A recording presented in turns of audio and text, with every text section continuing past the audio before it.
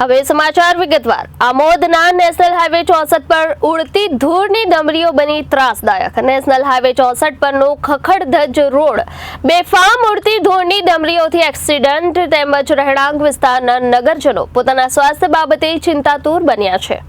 National highway 64 વારંવાર લાખો કરોડોના ખર્ચે નવો બને છે અને થોડા જ મહિનાઓમાં તકલાદી સમારકામ થાય છે અને અધિકારીઓ તેમજ કોન્ટ્રાક્ટરની મિલીભગતથી થયેલા ભ્રષ્ટાચારની ચાડી ખાય છે। આમ જાગૃત નાગરિકોએ મુખ્ય લાગતા વળગતા તંત્રને લેખિત અને મૌખિક જાણકારી હોય અને મીડિયાના માધ્યમથી અનેકવાર હાઈવેના તકલાદી કામ સંદર્ભે ભ્રષ્ટાચાર થયાના આક્ષેપો નગરજનોએ કર્યા છતાં પણ આ રોડ સમારકામ થયા પછી પણ મજબૂતીથી એક મહિનો પણ ટકી શકતો નથી। વારંવાર ભ્રષ્ટાચારની ચાડી ખાતો હોય તેમ દેખાઈ આવે છે।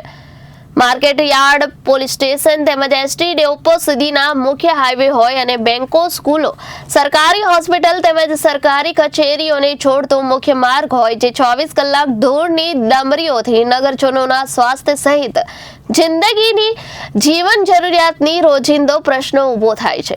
માર્ગ મકાન વિભાગ સહિત લાગતા વળગતા તંત્રને આમ જનતાના ટેક્સના પૈસાનો ખર્ચો પાડી તંત્રએ પ્રજાને આપ્યા વારંવાર ધૂળ કાંકરા। શહેરમાં શ્વાસ લેવામાં પણ તકલીફ વગેરે લોક ચર્ચાએ હાલ જોર પકડ્યું છે।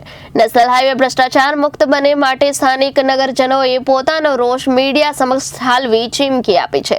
વહેલી તકે રોડનું મજબૂતી સાથે ભ્રષ્ટાચાર મુક્ત સમારકામ થાય, નહીં તો હાઈવે પર તમામ નગરજનો નીકળી ચક્કાજામ કરશેની ચીમકી ઉચ્ચારી હતી।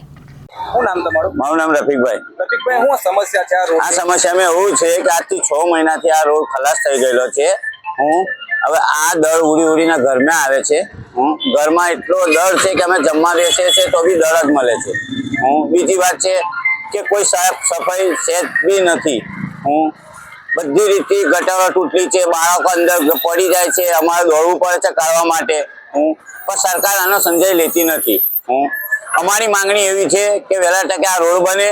અમે થાકી ગયા છે કે ઘરો ભરાઈ ગયા છે, અમારા બહેરો બી અમને ગાળો દે છે। ગઈકાલે જે આ ધૂળની ડમરીથી જે 2 જણનું એક્સિડન્ટ થયું તમે લોકો ઊભા કર્યા? હા, એ લોકોને અમે ઊભા કર્યા, હોસ્પિટલ લઈ ગયા એ લોકોને।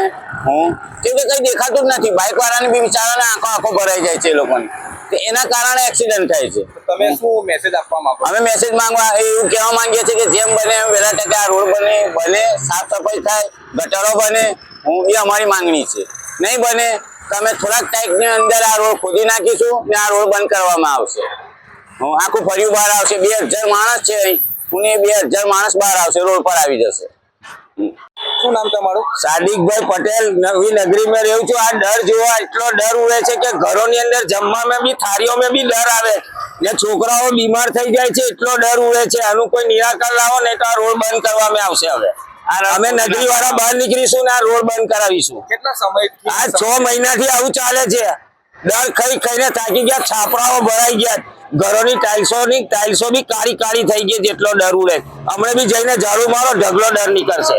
તો આખી રાતમાં કેટલો ડર ઉઠે, લોકોના હુંટેલા બી નાકોમાં ડર ભરાઈ જાય, છોકરાઓ બીમાર થઈ જાય। ગટર તૂટલી છે, આનું કઈ કરાવવું જોઈએ, સરકારને એનું ધ્યાન રાખવું જોઈએ ને આ કરાવવું જોઈએ। આ ગટરની અંદર છોકરા પડી જાય, નાના છોકરાઓ સ્કૂલ જાય છે, આ ગટર તૂટેલી છે, અંદર છોકરાઓ પડી જાય, કૂતરા પડી જાય, કોઈ જોવા જ નથી આવતું આ બાજુ। આ ડરનું કઈ કરાવો, વહેલા તકે માંગણી છે અમારી। Bureau report, Janadesh news, Bharuch.